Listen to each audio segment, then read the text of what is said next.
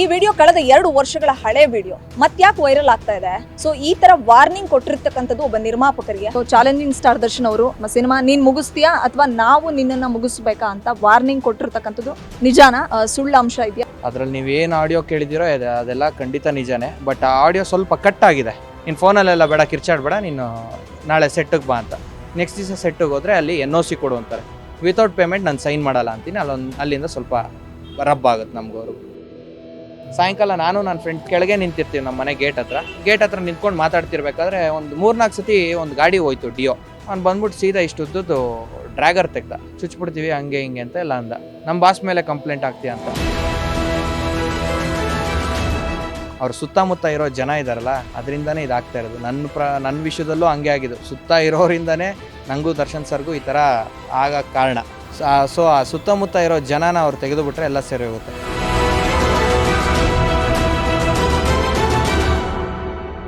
ಶುರು ಮಾಡಿರೋ ಸಿನಿಮಾನ ನೀನು ಮುಗಿಸ್ತೀಯಾ ಅಥವಾ ನಿನ್ನನ್ನು ನಾವು ಮುಗಿಸ್ಬೇಕಾ? ಹೀಗಂತ ಚಾಲೆಂಜಿಂಗ್ ಸ್ಟಾರ್ ದರ್ಶನ್ ಅವರು ವಾರ್ನಿಂಗ್ ಕೊಟ್ಟಿದ್ರು ಎನ್ನಲಾಗಿರ್ತಕ್ಕಂಥ ವಿಡಿಯೋ ಮತ್ತೆ ಈಗ ವೈರಲ್ ಆಗ್ತಾ ಇದೆ. ಈ ವಿಡಿಯೋ ಕಳೆದ 2 ವರ್ಷಗಳ ಹಳೆ ವಿಡಿಯೋ ಮತ್ತ್ಯಾಕೆ ವೈರಲ್ ಆಗ್ತಾ ಇದೆ. ಸೊ ಈ ಥರ ವಾರ್ನಿಂಗ್ ಕೊಟ್ಟಿರ್ತಕ್ಕಂಥದ್ದು ಒಬ್ಬ ನಿರ್ಮಾಪಕರಿಗೆ. ಅವ್ರ ಹೆಸರು ಭರತ್ ಅಂತ. ಆ ಸಮಯದಲ್ಲಿ ಅವರು ಕೋರ್ಟ್ ಮೆಟ್ಲೇರಿದ್ರು. ಸೊ ಏನಾಯಿತು ಅವತ್ತಿನ ದಿನಗಳಲ್ಲಿ ಗೊತ್ತಾಗಿರಲಿಲ್ಲ. ಅವರು ಸ್ಟೇಷನ್ಗೆ ಹೋದ್ರು, ಕಂಪ್ಲೇಂಟ್ ಕೊಟ್ಟರು. ಏನಾಯಿತು ಆ ಕೇಸು ಅನ್ನೋದಕ್ಕೆ ಒಂದು ಸಾಕ್ಷಿಯೇ ಸಿಕ್ಕಿರಲಿಲ್ಲ.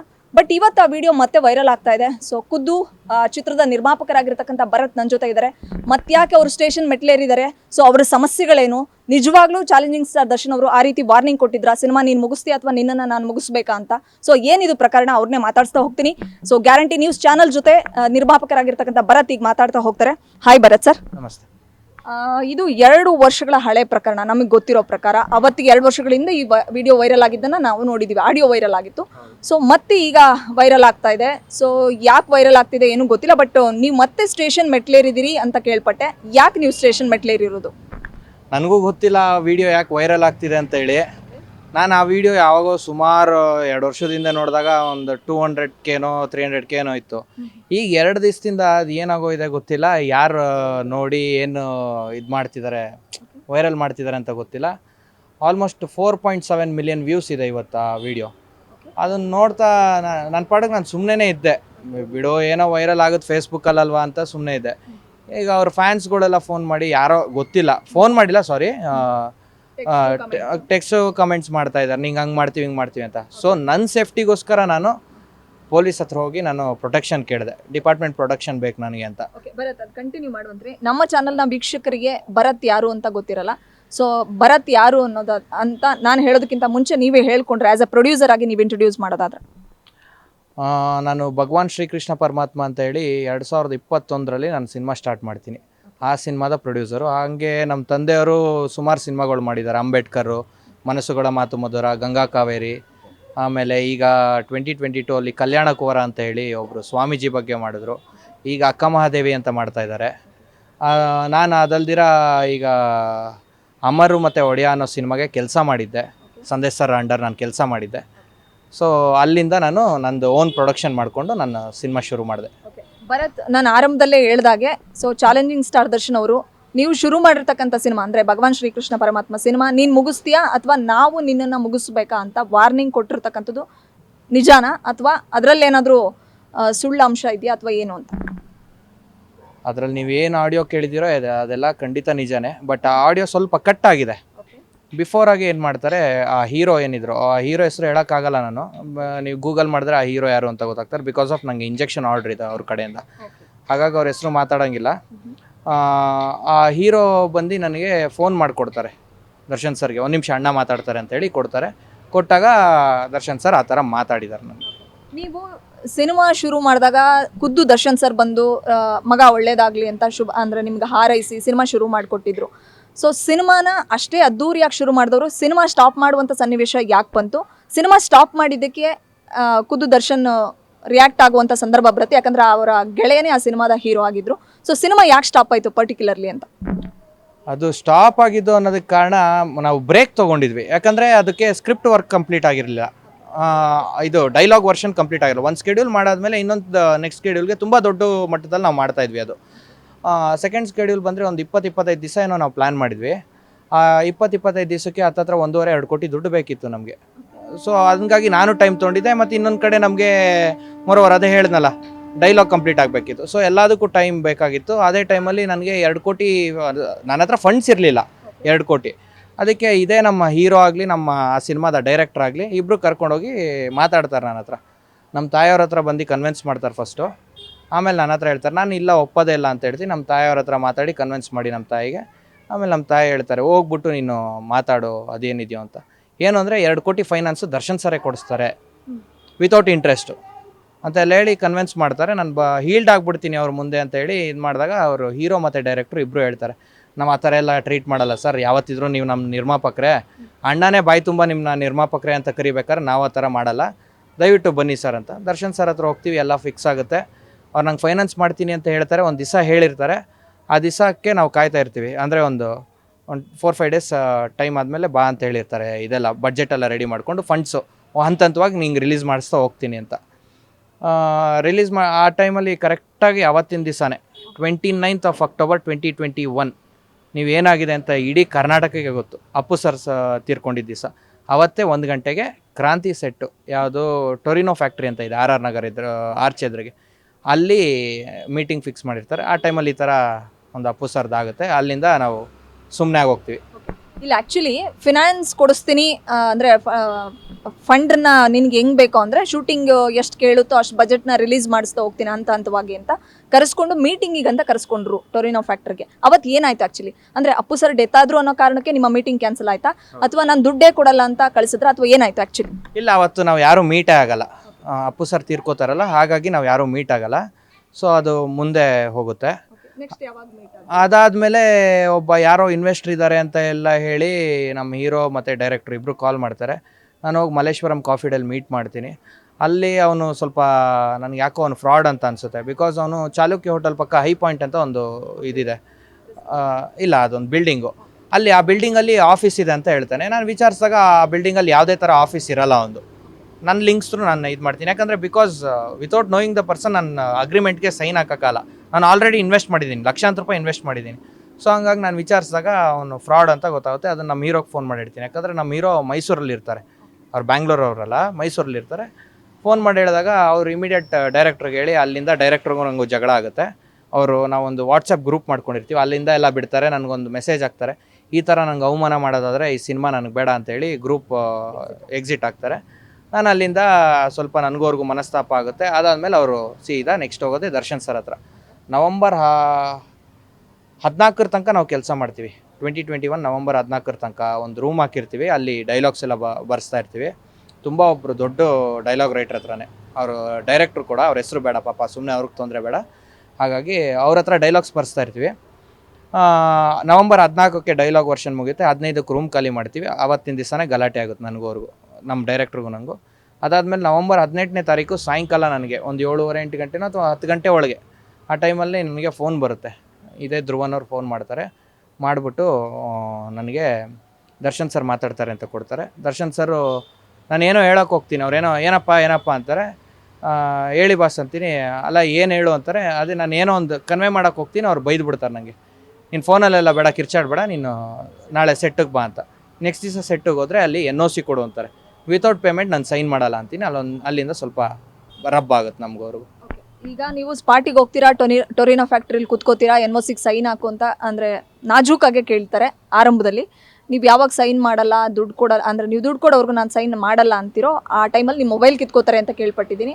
ಸೊ ಮೊಬೈಲ್ ಕಿತ್ಕೊಂಡ್ಮೇಲೆ ನಿಮಗೆ ಭಯ ಶುರುವಾಗುತ್ತೆ. ಅಲ್ಲಿಂದ ನೀವು ಕಾಫಿ ನೆಪದಲ್ಲಿ ಆಚೆ ಓಡ್ ಬಂದ್ರಿ ಅಂತಲೂ ಇದೆ ಸುದ್ದಿ. ಏನು ಹೇಳ್ತೀರಿ ಇದಕ್ಕೆ? ಇಲ್ಲ, ಮೊಬೈಲ್ ಕಿತ್ಕೋತಾರೆ ಅಂದರೆ ಮುಂಚೆನೇ ಅಲ್ಲಿ ಸೆಟ್ಗೆ ಹೋಗೋಕ್ಕಿಂತ ಮುಂಚೆನೇ ಕಿತ್ಕೋತಾರೆ. ಅವ್ರಂತ ಅಲ್ಲ, ಅಲ್ಲಿ ಯಾರೇ ಹೋದರೂ ಕಿತ್ಕೋತಾರೆ. ಬಟ್ ಬೇರೆ ಅಲ್ಲಿ ಬಂದಿದ್ದು ಪ್ರೊಡ್ಯೂಸರ್ಸು ಡೈರೆಕ್ಟರ್ಸ್ಗೆ ಯಾರಿಗೂ ಕಿತ್ಕೊಳ್ಳೋದು. ಯಾಕಂದರೆ ಅಲ್ಲಿ ಆ ಸೆಟ್ಟಲ್ಲಿ ಏನಿರುತ್ತೆ ಅಂದರೆ ಒಂದು ರೂಲ್ಸ್ ಇದೆ, ಒಳಗೋಗೋರಿಗೆ ಫೋನ್ ಎತ್ಕೊಂಡು ಹೋಗಂಗಿಲ್ಲ ಅಂತ ಹೇಳಿ ಕ್ರಾಂತಿ ಸೆಟ್ಟಲ್ಲಿ ಇತ್ತು. ಯಾಕಂದರೆ ಅಲ್ಲಿಂದ ವೀಡಿಯೋಸ್ ಲೀಕ್ ಆಗುತ್ತೆ ಅಂತ. ಬಟ್ ಅಲ್ಲಿ ನಾನು ಸೆಟ್ ಹುಡುಗ ಆಗಿ ಹೋಗಿರಲಿಲ್ಲ, ನಾನು ಒಬ್ಬ ಪ್ರೊಡ್ಯೂಸರಾಗಿ, ಸಿನಿಮಾ ಪ್ರೊಡ್ಯೂಸರ್ ಹೋಗಿದ್ದೆ. ಅಂದರೂ ಅವ್ರದ್ದು ರೂಲ್ಸು, ಅವ್ರ ಪ್ರೋಟೋಕಾಲ್ಸ್ ಅಂದ್ಕೊಂಡು ನಾನು ಸುಮ್ಮನೆ ಇದ್ದೆ. ಅಲ್ಲಿ ಬೇರೆ ಥರನೇ ನಡೆಯುತ್ತೆ. ಅದಕ್ಕೆ ನನ್ನ ಹತ್ರ ಯಾವುದೇ ರೀತಿ ದಾಖಲೆ ಇಲ್ಲ. ಹಾಗಾಗಿ ನಾನು ಅದ್ರ ಬಗ್ಗೆ ಮಾತಾಡಿದ್ರೆ ತಪ್ಪಾಗುತ್ತೆ. ಇಲ್ಲ, ಅವತ್ತು ಆ್ಯಕ್ಚುಲಿ ಸೆಟ್ಟಲ್ಲಿ ಚೆನ್ನಾಗಿ ನಡೆಸ್ಕೊಂಡ್ರಾ, ಅಥವಾ ನಿಮ್ಮ ಮೇಲೆ ಏನಾದರೂ ಹೊಡೆಯೋದು ಅಥವಾ ಬಡಿಯೋದು, ಇಲ್ಲ ನೀನು ಸೈನ್ ಹಾಕ್ಲೇಬೇಕು, ಆ ಥರದ್ದು ಏನಾದರೂ ಹಲ್ಲೆ ನಡೆಯುವಂಥ ಕೆಲಸಗಳಾಯ್ತಾ? ಯಾಕಂದರೆ ಇವತ್ತು ನಿಮಗೆ ಗೊತ್ತಿದೆ, ಇಡೀ ಕರ್ನಾಟಕಕ್ಕೆ ಗೊತ್ತು. ರೇಣುಕಾ ಸ್ವಾಮಿನ ಚಿತ್ರದುರ್ಗದಿಂದ ಕರ್ಕೊಂಬಂದಿದ್ದು ಕೂಡ ನಾಜೂಕಾಗಿ, ಆಮೇಲೆ ಕರ್ಕೊಂಬಂದು ಶೆಡ್ಡಲ್ಲಿ ಕೂಡ ಹಾಕಿದ್ದು ಕೂಡ ನಾಜೂಕಾಗಿ, ಆಮೇಲೆ ಹೊಡೆದಿದ್ದು, ಅದಕ್ಕೆಲ್ಲದಕ್ಕೂ ಕೂಡ ಇವಾಗ ಇನ್ನೂ ಆರೋಪಿ ಸ್ಥಾನದಲ್ಲಿ ಇದ್ರೂ ಕೂಡ ಎಲ್ಲ ಸಾಕ್ಷಿಗಳು ಒಂದೊಂದಾಗಿ ಸಿಗ್ತಾ ಇದೆ. ಸೊ ನೀವು ಅವತ್ತು ಟೊರಿನೋ ಫ್ಯಾಕ್ಟ್ರಿಗೆ ಹೋದಾಗ ನಿಮ್ಮನ್ನು ಕೂಡ ಕೆಡದಾಗಿ ನಡೆಸ್ಕೊಂಡ್ರಾ? ನಿಮ್ಮ ಮೇಲೆ ಹಲ್ಲೆ ಥರದ್ದು ಪ್ರಕರಣಗಳು ನಡೀತಾ ಅಥವಾ ಏನು ಅಂತ? ಇಲ್ಲ, ಅವತ್ತು ದರ್ಶನ್ ಸರ್ ನಂಗೆ ರೆಸ್ಪೆಕ್ಟ್ಫುಲ್ಲಾಗೆ ಮಾತಾಡಿದ್ರು.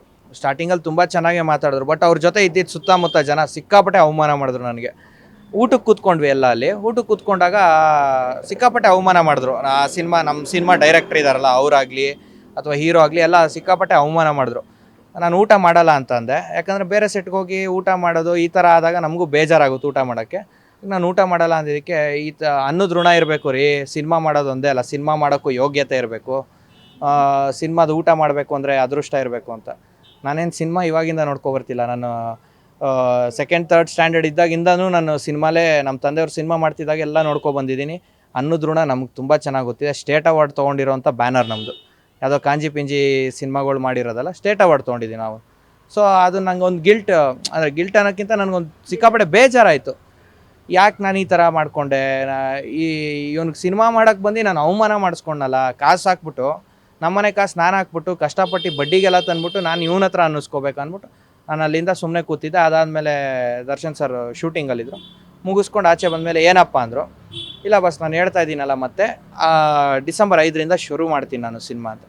ಒಂದು ಕೆಲಸ ಮಾಡು ಚಿನ್ನ, ಡಿಸೆಂಬರ್ 5ಕ್ಕೆ ಸಿನಿಮಾ ಶುರು ಮಾಡುವಂತೆ, ಈಗ ಏನಿದೆಯೋ ಕಾಸು ಇಸ್ಕೊಂಬಿಡು, ಕಾಸು ಇಸ್ಕೊಂಡು NOC ಸೈನ್ ಹಾಕು, ಸೈನ್ ಹಾಕ್ಬಿಟ್ಟು ನೀನು ಡಿಸೆಂಬರ್ 5ಕ್ಕೆ ಈ ದುಡ್ಡು ಇರುತ್ತೆ, ನಿನ್ನ ದುಡ್ಡು ಬಂದಿರುತ್ತೆ, ಅದೊಂದು ಸಿನಿಮಾನ ಹೊಸ ಸಿನಿಮಾ ಶುರು ಮಾಡು, ನಿನಗೇನು ಪ್ರಾಮಿಸ್ ಮಾಡಿದ್ರು ಗೆಸ್ಟ್ ಅಪಿಯರೆನ್ಸ್ ನಾನು ಮಾಡಿಕೊಡ್ತೀನಿ ಅಂತ, ಅದನ್ನು ನಾನು ಹಂಗೆ ಮಾಡಿಕೊಡ್ತೀನಿ.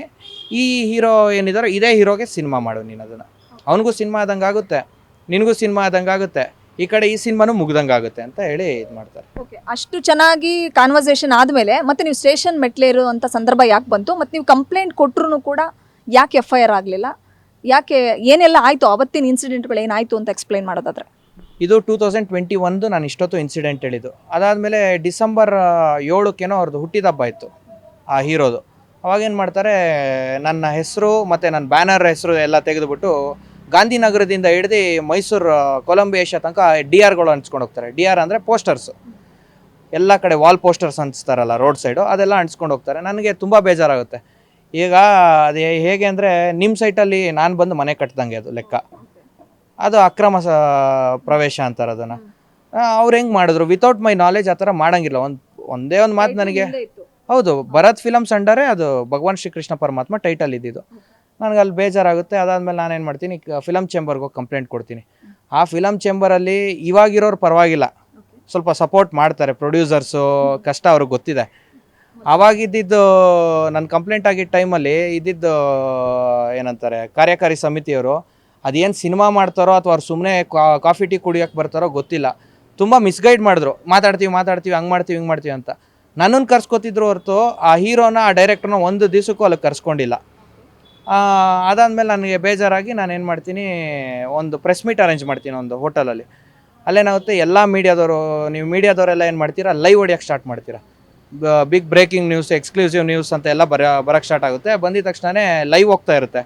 ಇಮ್ಮಿಡಿಯೇಟು ಇವತ್ತು ದರ್ಶನ್ ಸರ್ ಜೊತೆ ಒಳಗೆ ಏನು ನಾಗರಾಜ್ ಅಂತ ಇದ್ದಾರೋ ಅವ್ರು ಫೋನ್ ಮಾಡ್ತಾರೆ, ಗುರು ನಿನ್ನ ಬಾಸ್ ಬಗ್ಗೆ ಏನು, ಯಜಮಾನ್ರ ಬಗ್ಗೆ ಏನು ಮಾತಾಡಬೇಡ, ಸೀದಾ ನೀನು ಅಲ್ಲಿಂದ ಸುಮ್ಮನೆ ಎದ್ದು ಬಂದ್ಬಿಡು ಅಂತ. ಇಲ್ಲಣ್ಣ ಹಿಂಗೆ ಬಂದ್ಬಿಟ್ಟಿದ್ದಾರಲ್ಲ, ಬೇರೆ ಏನಾರೋ ಹೇಳ್ಕೊ ನೀನು, ಈ ಸಿನಿಮಾ ಸಂಬಂಧಪಟ್ಟಿದೆ ಎಲ್ಲ ಹೇಳ್ಕೊ ನೀನು, ಬಟ್ ಯಜಮಾನ್ರ ಹೆಸರು ಎತ್ತಬೇಡ ಅಂತ.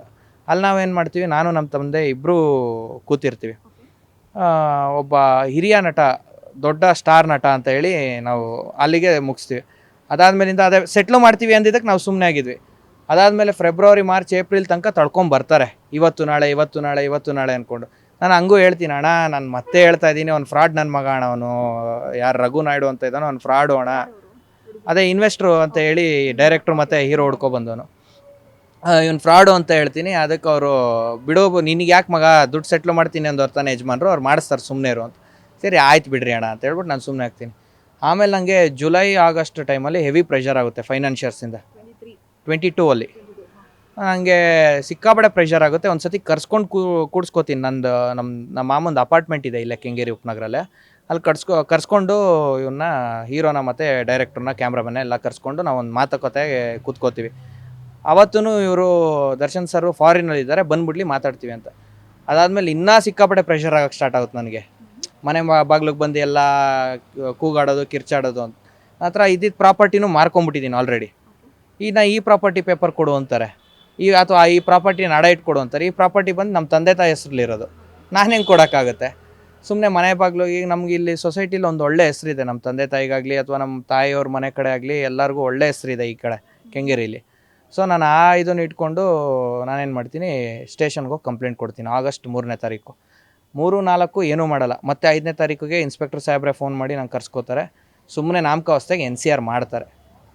ವಿಚಾರಣೆಗೆ ದರ್ಶನ್ ಸರ್ನ ಕರೆಯಲ್ಲ, ಆ ಹೀರೋನ ಕರೀತಾರೆ. ಕರೆದುಬಿಟ್ಟು ಒಂದು ಹೇಳಿಕೆ ತೊಗೊಂಡು ಅವರು ಹೇಳ್ತಾರೆ, ದರ್ಶನ್ ಸರ್ದು ಆಡಿಯೋನೇ ಎಲ್ಲ ಇದು, ಸುಮ್ಮನೆ ಇವರು ಅವ್ರಿಗೆ ಕೆಟ್ಟ ಹೆಸರು ತರಕ್ಕೆ ಮಾಡ್ತಾಯಿದ್ದಾರೆ ಅಂತ.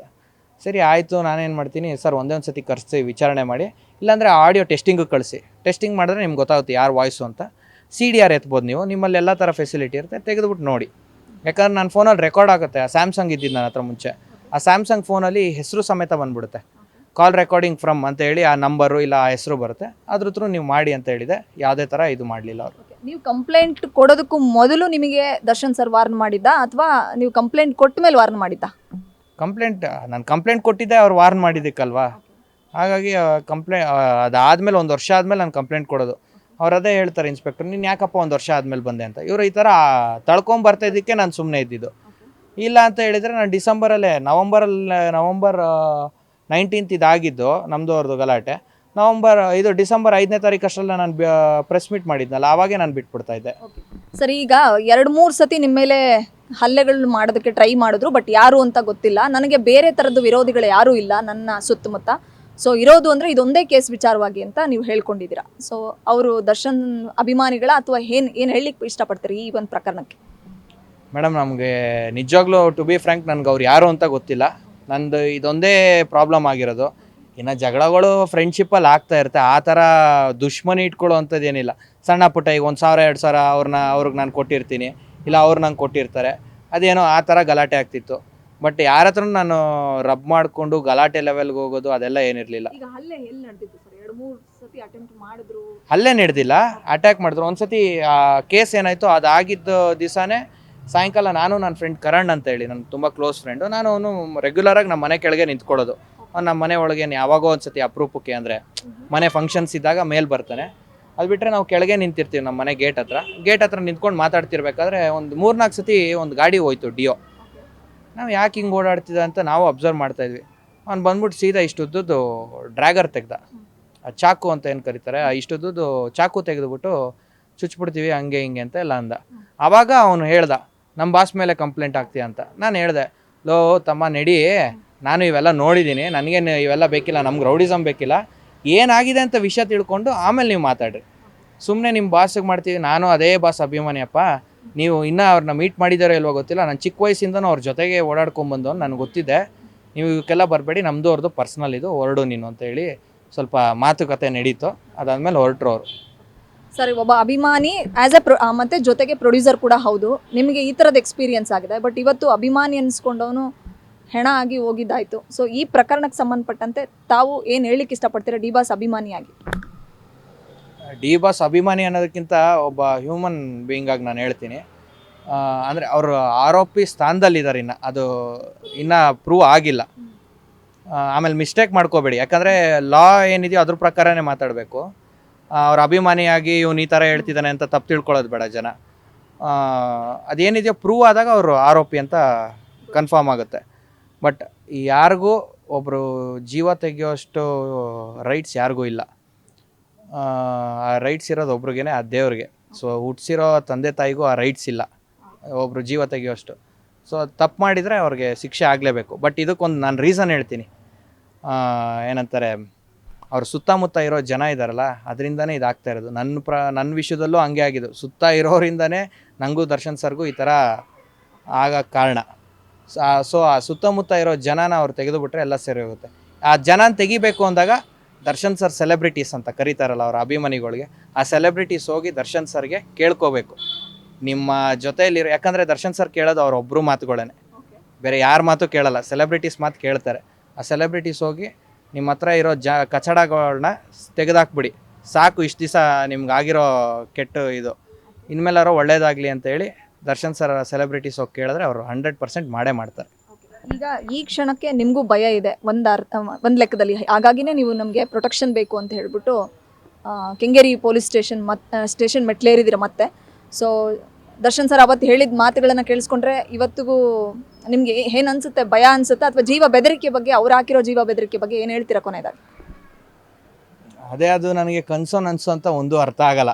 ಫಸ್ಟ್ ಆಫ್ ಆಲ್ ಅದು ನನಗೆ ಅವ್ರು ಯಾಕೆ ಹಂಗಂದ್ರು, ಏನಕ್ಕೆ ಆ ಥರ ಅಂದರು ಅಂತ ನನಗೆ ಇವತ್ತಿಗೂ ಅರ್ಥ ಆಗಿಲ್ಲ. ಬಟ್ ನನಗೆ ಭಯ ಇದೆ, ಯಾಕಂದರೆ ಇವಾಗ ಅವ್ರ ಫ್ಯಾನ್ಸ್ ಆ ಥರ ಇದ್ದಾರೆ.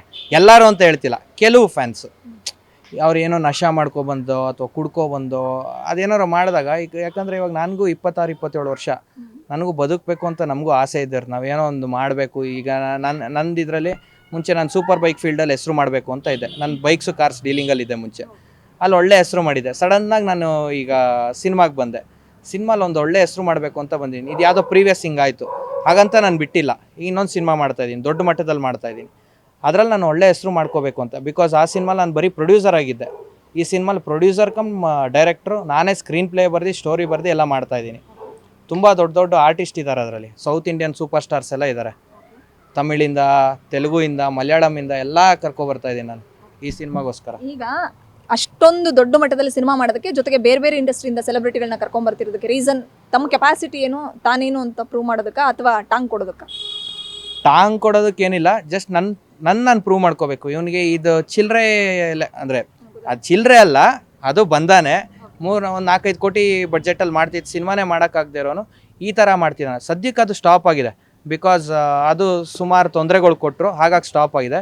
ಬಟ್ ಇವಾಗ ದೊಡ್ಡ ದೊಡ್ಡ ಸ್ಟಾರ್ಸ್ನ ಹಾಕ್ಕೊಂಡು ಮಾಡಲೇಬೇಕು. ಅದೇ ಸಿನಿಮಾ ಭಗವಾನ್ ಶ್ರೀಕೃಷ್ಣ ಪರಮಾತ್ಮ ಅಲ್ಲ, ರೇಸರ್ ಅಂತೇಳಿ ಮಾಡ್ತಾಯಿದ್ದೀನಿ. ಆ ರೇಸರ್ ಸಿನಿಮಾಗೆ ದೊಡ್ಡ ದೊಡ್ಡ ಮಟ್ಟದಲ್ಲಿ ನಾನು ಮಾಡ್ತಾಯಿದ್ದೀನಿ. ಅದು ಕನ್ನಡದವರೇ ಹೀರೋ, ಅದು ಹೇಳ್ತೀನಿ. ಯಾಕಂದರೆ ಇವಾಗ ಹೇಳಿದ್ರೆ ಏನಾಗ್ತಾಯಿದೆ, ಅಲ್ಲಿ ಇರೋರ್ಗೆ ಗೊತ್ತಾಗ್ಬಿಟ್ಟು ಅವ್ರಿಗೆಲ್ಲ ಆರ್ಟಿಸ್ಟ್ಗಳಿಗೆಲ್ಲ ಫೋನ್ ಮಾಡಿ ಹೆದರಿಸ್ತಾ ಇದ್ದಾರೆ, ಮಾಡಬೇಡಿ ಸಿನಿಮಾ ಅಂತ. ದರ್ಶನ್ ಸರ್ ಅಲ್ಲ, ಜೊತೆಯಲ್ಲಿರೋರು. ಸೊ ಹಾಗಾಗಿ ನಾನು ಇವಾಗ ಪ್ಲ್ಯಾನ್ ಮಾಡಿರೋದೇನು ಅಂದರೆ, ವಿತೌಟ್ ಪಬ್ಲಿಸಿಟಿ ಸಿನಿಮಾ ಫಸ್ಟ್ ಮುಗಿಸೋಣ, ಆಮೇಲೆ ಮಾತಾಡೋಣ ಅಂತೇಳಿ. ಅದಲ್ದಿರ ರೇಸರ್ ಅಲ್ದಿರ ಇನ್ನೊಂದು ಸಿನಿಮಾ ಮಾಡಿದ್ದೀನಿ, ಆಲ್ಮೋಸ್ಟ್ ಮುಗ್ದೋಯ್ದೆ. ಇನ್ನೊಂದು 4-5 ಡೇಸ್ ಏನೋ, ಒಂದು ಸಾಂಗು, ಒಂದು fight. Cinema opening song, opening fight ಮುಗೀತು ಅಂದರೆ ಕುಂಬಳಕಾಯಿ ಹೊಡಿತಿದ್ದೀನಿ. ಇದೇ ತಿಂಗಳಲ್ಲಿ ನಾನು ಕುಂಬಳಕಾಯಿ ಹೊಡಿತಾ ಇದ್ದೀನಿ. ಬರುತ್ತೆ. ನಂದು ಕೊನೆ ಪ್ರಶ್ನೆ, ಕರಿಯಾ ಸಿನಿಮಾ ಟೈಮಿಂದನೂ ಕೂಡ ನೀವು ದರ್ಶನ್ ಸರ್ ಜೊತೆ, ತೂಗುದೀಪ ಫ್ಯಾಮಿಲಿ ಜೊತೆ ಕನೆಕ್ಟೆಡ್ ಇದ್ದೀರಿ ಅಂತ ಕೇಳ್ಪಟ್ಟಿದ್ದೀನಿ. ಸೊ ಅಲ್ಲಿಂದ ಟಿಲ್ 2021ವರೆಗಿನ ನಿಮ್ಮ ಜರ್ನಿಲಿ ದರ್ಶನ್ ಸರ್ ಜೊತೆ ಮಲ್ಲಿಕಾರ್ಜುನ್ ಅನ್ನೋವಂಥ ಒಬ್ಬ ವ್ಯಕ್ತಿ, ಅಂದರೆ ಡಿಸ್ಟ್ರಿಬ್ಯೂಷನ್ಸ್ ಎಲ್ಲ ನೋಡ್ಕೊತಿದ್ದವರು. ಸೊ ಅವ್ರು ಏಕ್ದಮ್ ಕಾಣೆ ಆಗ್ತಾರೆ. ಒಂದು 10 ಕೋಟಿಗೂ ಹೆಚ್ಚು ಅವರಿಗೆ ಸರ್ಗೆ, ಅಂದರೆ ಡಿ ಬಾಸ್ ಅವರಿಗೆ ನಷ್ಟ ಮಾಡಿ ಹೋಗ್ತಾರೆ, ಮೋಸ ಮಾಡಿ ಹೋಗ್ತಾರೆ, ಯಾಮಾರಿಸಿ ಹೋಗ್ತಾರೆ ಅನ್ನೋ ಸುದ್ದಿ ಆಗಿತ್ತು. ಬಟ್ ಅವತ್ತಿಂದ ಆ ವ್ಯಕ್ತಿ ಕಾಣಿಸಿಲ್ಲ. 2018 ಅಂತ ಕಾಣಿಸುತ್ತೆ, 17-18 ಇಲ್ಲಿವರೆಗೂ. ಬಟ್ ಇವತ್ತಿಂದ ಏನು ಸೆನ್ಸೇಷನ್ ಸುದ್ದಿ ಅಂತಂದರೆ, ರೇಣುಕಾಸ್ವಾಮಿ ಕೊಲೆ ಮಾಡಿ ಹಾಕಿದ್ರಲ್ಲ ಎಲ್ಲ ಸೇರ್ಕೊಂಡು ಅನ್ನೋಂಥ ಆರೋಪ ಇದೆಯಲ್ಲ, ಅದೇ ಥರ ಮಲ್ಲಿಕಾರ್ಜುನ್ ಕೂಡ ಸತ್ತೋಗಿರ್ಬೋದು ಅಂತ ಎಲ್ಲರೂ ಕೂಡ ಪ್ರಿಡಿಕ್ಟ್ ಮಾಡ್ಕೊಂಡು ಭಯ ಪಟ್ಕೊಂಡಿದ್ದಾರೆ. ಸೊ ಮಲ್ಲಿಕಾರ್ಜುನ್ ಜೊತೆ ಯಾವತ್ತಾದರೂ ನೀವು ಮಾತಾಡಿದ್ರ? ಅವತ್ತು ಕರಿಯಾ ಟೈಮಿಂದ 2018ವರೆಗೂ ನಿಮಗೂ ಅವ್ರಿಗೂ ಯಾವತ್ತಾದರೂ ಅವ್ರ ಮನೆಗೆ ಹೋದಾಗ, ಸೊ ಆ ವ್ಯಕ್ತಿ ನಿಮ್ಮ ಕಣ್ಣಲ್ಲಿ ಹೇಗೆ, ಒಳ್ಳೆಯವರ ಕೆಟ್ಟವರ, ಹೆಂಗಿತ್ತು ಅವ್ರ ನಡವಳಿಕೆ ಅಂತ? ಮಲ್ಲು ಸರ್ ತುಂಬಾ ಪರಿಚಯ ನಮಗೆ. ನಾನು ಕರಿಯಾ ಟೈಮಿಂದ ಫ್ಯಾನ್ ಅಷ್ಟೇ, ಅವ್ರ ಜೊತೆ ಓಡಾಡ್ತಿರಲ್ಲ. ನಾನು 2010-11ಇಂದ ದರ್ಶನ್ ಸರ್ ಜೊತೆ ಆ್ಯಸ್ ಅ ಫ್ಯಾನ್ ಹೋಗ್ತಾಯಿದ್ದೆ. ಸಿಕ್ಕಿದಾಗ ಹೋಗಿ ಒಂದು ಫೋಟೋ ತೆಕ್ಕೊಡೋದು, ಅದೊಂದು ಹುಚ್ಚಿತ್ತು. ಅದಲ್ದಿರೋ ಅವ್ರ ಬರ್ಡೇ ಟೈಮಲ್ಲಿ ಹೋಗಿ ವಿಶ್ ಮಾಡೋದು, ಅವ್ರಿಗೆ 12 ಗಂಟೆಲೇ ಹೋಗಿ ಮನೇಲೆಲ್ಲ ಓಡಿಸ್ಕೊಂಡು ನಮ್ಮ ತಂದೆ ಹತ್ರ ಓಡಿಸ್ಕೋತಾ ಇದ್ದೆ. ಅವ್ರ ಮನೆಗೆ ಹೋಗಿ ಕೇಕ್ ಕಟ್ ಮಾಡಿಸ್ತಾ ಇದ್ದೆ 12-13 ಆ ಟೈಮಲ್ಲೆಲ್ಲ. ಅದಾದಮೇಲೆ ಸ್ವಲ್ಪ ಜಾಸ್ತಿ ಕ್ಲೋಸ್ ಆಗಕ್ಕೆ ಸ್ಟಾರ್ಟ್ ಆದೆ. ಅದು ಬಿಟ್ಟರೆ ಮಲ್ಲು ಸರು ತುಂಬ ಪರಿಚಯ ಇದ್ರು. ಯಾಕಂದರೆ ನಾವೊಂದು ಅಸೋಸಿಯೇಷನಲ್ಲಿದ್ದೆ, ದರ್ಶನ್ ಸರ್ ಅಭಿಮಾನಿಗಳ ಸಂಘದಲ್ಲಿ. ಆವಾಗ ನಾವೊಂದು ಕ್ರಿಕೆಟ್ ಆಡಿಸ್ತಾಯಿದ್ರು. ಅವರು ವರ್ಷ ಕ್ರಿಕೆಟ್ ಆಡಿಸ್ತೀವಿ. ನಾನು ಒನ್ ಆಫ್ ದಿ ಅಡ್ಮಿನ್ ಥರ ಇದ್ದೆ. ಆವಾಗ ಆ ಪೇಜ್ ಹ್ಯಾಂಡಲ್ ಮಾಡ್ತಾಯಿದ್ವಿ, ಪೋಸ್ಟ್ ಮಾಡೋದಾಗಲಿ ಅವೆಲ್ಲ ನಾವು ಮಾಡ್ತಾಯಿದ್ವಿ. ಆ ಟೈಮಲ್ಲೆಲ್ಲ ಮಲ್ಲು ಸರ್ ಬಂದು ಕ್ರಿಕೆಟ್ ಆಡಿ ಎಲ್ಲರ ಜೊತೆ ಚೆನ್ನಾಗಿದ್ರು. ಅದಾದಮೇಲೆ ಒಂದು 2-3 ಸತಿ ನನಗೆ ಯಾವುದದು ಗಾಂಧಿನಗರಲ್ಲಿ ಕನಿಷ್ಕ ಹೋಟ್ಲು, ಅಲ್ಲೊಂದು 2-3 ಸತಿ ಸಿಕ್ಕಿದ್ರು. ಎಲ್ಲ ಚೆನ್ನಾಗೇ ಮಾತಾಡ್ತಿದ್ವಿ.